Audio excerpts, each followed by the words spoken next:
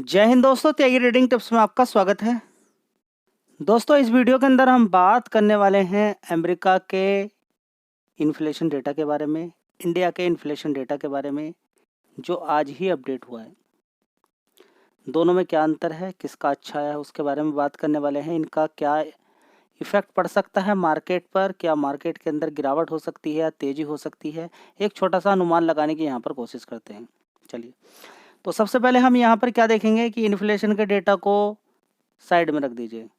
सबसे पहले आप समझिए यहाँ पर मेन हिट पॉइंट कौन सा है, वो है एफ लगातार माल बेच रहे हैं। दूसरा, Q3 के रिजल्ट्स उतने मज़ेदार नहीं आ रहे हैं। ट्रम्प अभी हाल फिलहाल में आपने देखा स्टील और एल्युमिनियम पर 25% सभी देशों के लिए क्या लगा दिया, टैरिफ लगा दिया। ठीक है, जिसको एंटी डंपिंग ड्यूटी बोलते हैं। हर कंट्री एक इसी तरीके से अगर टैरिफ लगाएगा तो दिक्कत परेशानी, मतलब माहौल बहुत ही ज़्यादा ख़राब है। बहुत सारी कंपनियों की अर्निंग ख़राब हो सकती है और क्या हो सकता है, महंगाई बढ़ सकती है।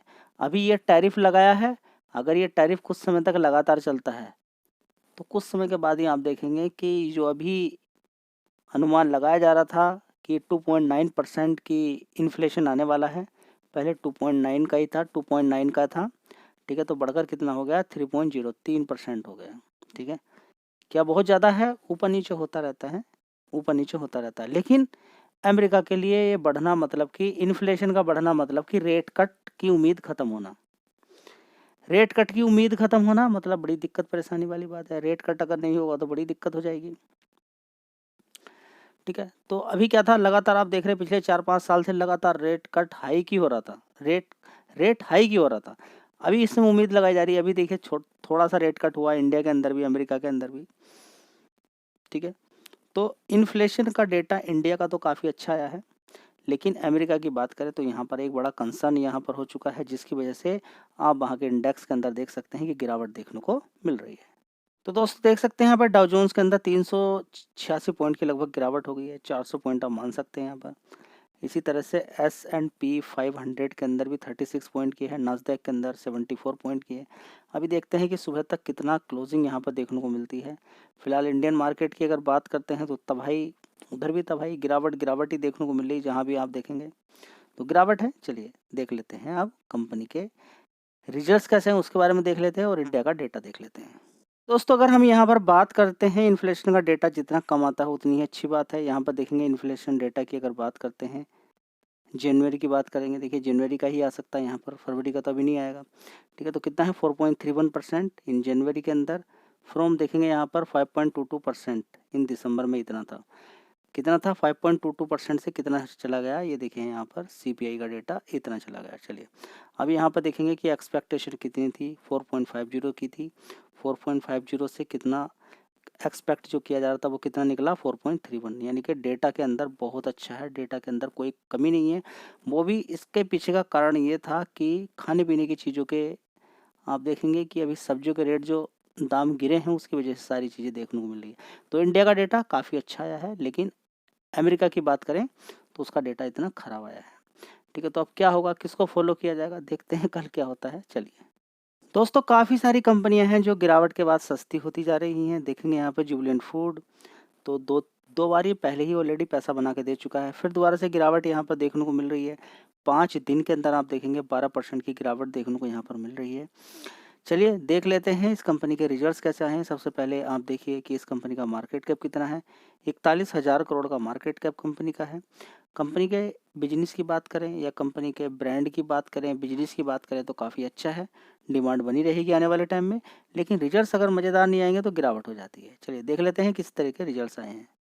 तो दोस्तों सबसे पहले हम यहाँ पर देखने की कोशिश करते हैं कि इस कंपनी का रेवेन्यू कितना आया, 1,378 करोड़ का। मार्च क्वार्टर की बात करते हैं 1,573, उसके बाद 1,933 करोड़, उसके बाद 1,955 करोड़, उसके बाद देखेंगे 2,151 करोड़। इस तरीके से कंपनी का रेवेन्यू ऊपर की तरफ बढ़ा। रेवेन्यू वाइज देखेंगे अच्छी परफॉर्मेंस है। ऑपरेटिंग प्रॉफिट देखेंगे 402 करोड़ का बढ़िया परफॉर्मेंस है, 396। आप कहेंगे तो फिर क्या चीज़ खराब है जो आप ये परफॉर्मेंस बता रहे हैं अच्छी है। ऑपरेटिंग प्रॉफिट का अच्छा होना मतलब कि ये मान के चले कि कंपनी के रिजल्ट्स बढ़िया आए हैं जी। आगे कुछ नीचे ऊपर होता है वो बाद की बात एक अलग है। कंपनी का प्रॉफिट अगर बढ़ जाए, ऑपरेटिंग प्रॉफिट कम है रिजल्ट ख़राब मान के चलें उसको आप, ठीक है। तो यहाँ पर मार्जिन का थोड़ा सा इशू है, 19% का मार्जिन है जो कि 20-20% का चल रहा था। चलिए कोई नहीं, 19% का भी अच्छा ही है। अब यहाँ पर धीरे धीरे देखने की कोशिश करते हैं कि पहले अदर इनकम से अच्छा प्रॉफिट बनता था, लगभग मान के चलें कि 25 करोड़ का, तो 20 करोड़ तो यहाँ पर कम हो गया वैसे ही, ठीक है। तो चलिए कोई बात नहीं, देख लेते हैं। इंटरेस्ट की बात करते हैं, 133 करोड़ का है। दूसरा यहाँ पर देखेंगे डिप्रिशिएशन, देख सकते हैं कि थोड़ा सा बढ़ गया है, 208 करोड़ का हो गया है।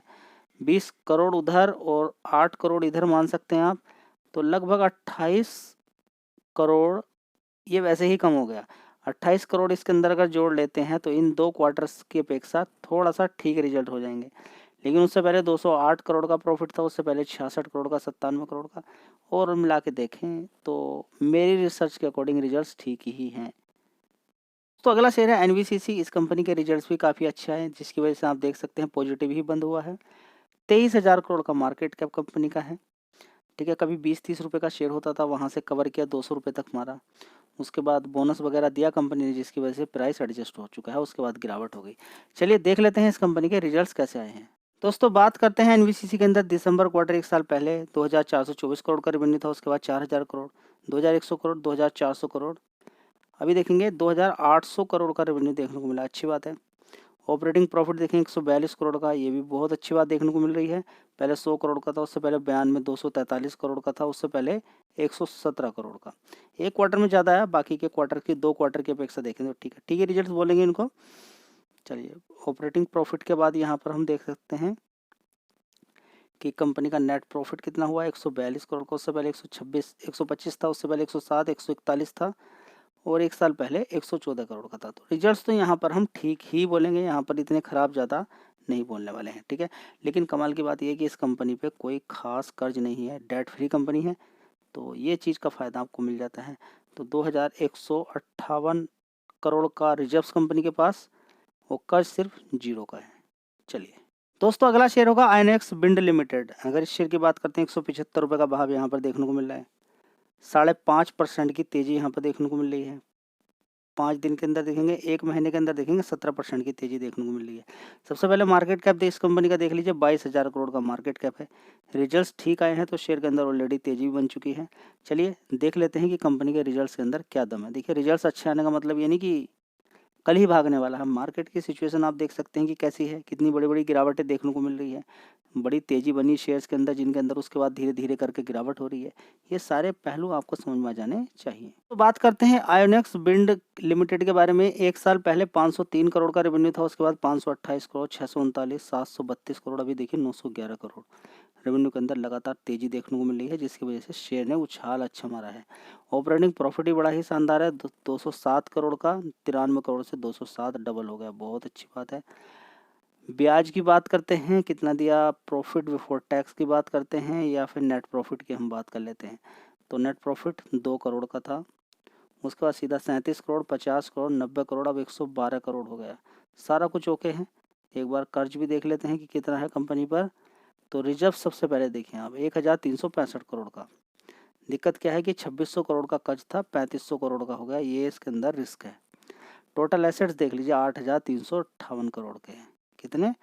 8,358 करोड़ के, और कर्ज कितना है? 3,500 करोड़ का। तो कोई दिक्कत वाली बात है? टोटल एसेट्स की वैल्यू अगर कर्ज से कम रहे तब दिक्कत है।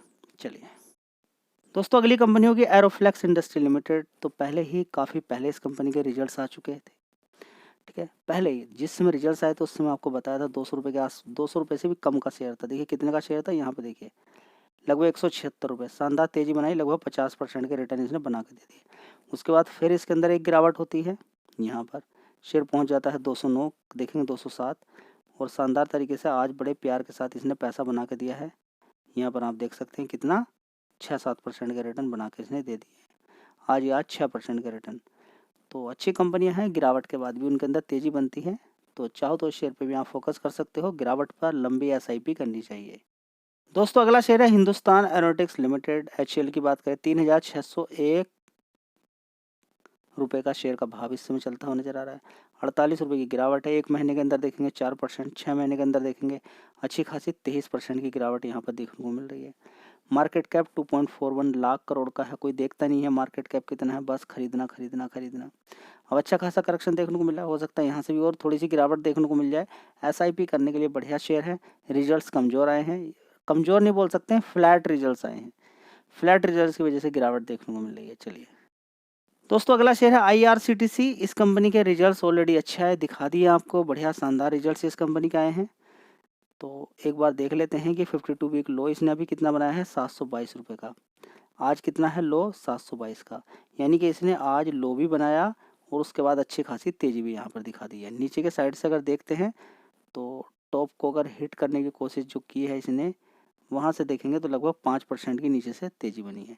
तो पूरे स्टॉक मार्केट के अंदर ही गिरावट हुई है, कोई अलग बात नहीं है। देखिए, जो नई खबरें देखने को मिल जाती हैं कि हाँ टैरिफ लगेगा और कहीं रेसिप्रोकल टैरिफ, अब आगे क्या चीज़ें एक्शन देखने को मिल सकता है। कल की बात करें तो देखिए, अभी इनकम टैक्स के अंदर क्या क्या नई चीज़ें सुधार देखने को मिला है, वो भी कल देखने को मिला है कि न्यू इनकम टैक्स के अंदर क्या क्या चीज़ें और ऐड की जाएंगी।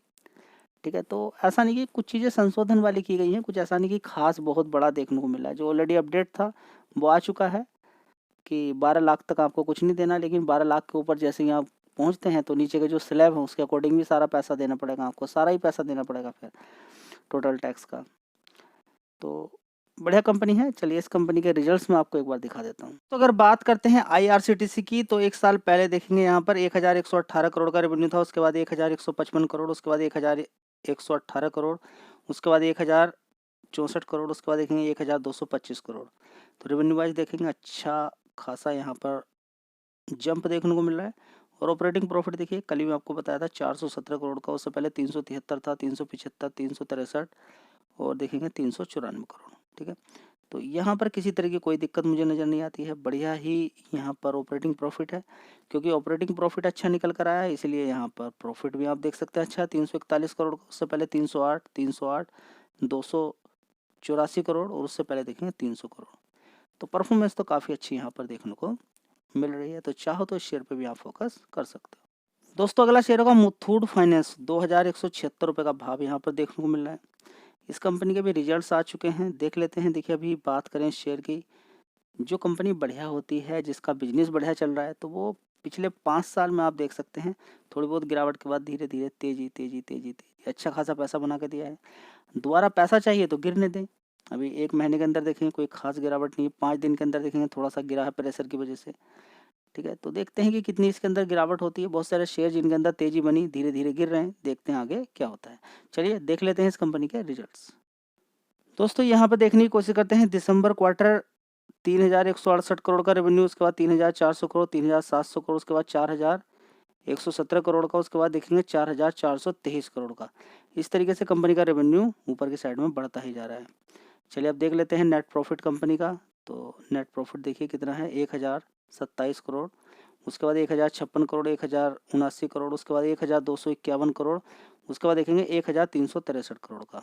लगातार कंपनी का नेट प्रॉफिट ऊपर की साइड में बढ़ रहा है। तो ये ही बात है यहाँ पर आप देख सकते हैं, तो जिसकी वजह से अच्छा खासा परफॉर्मेंस यहाँ पर देखने को मिल रही है।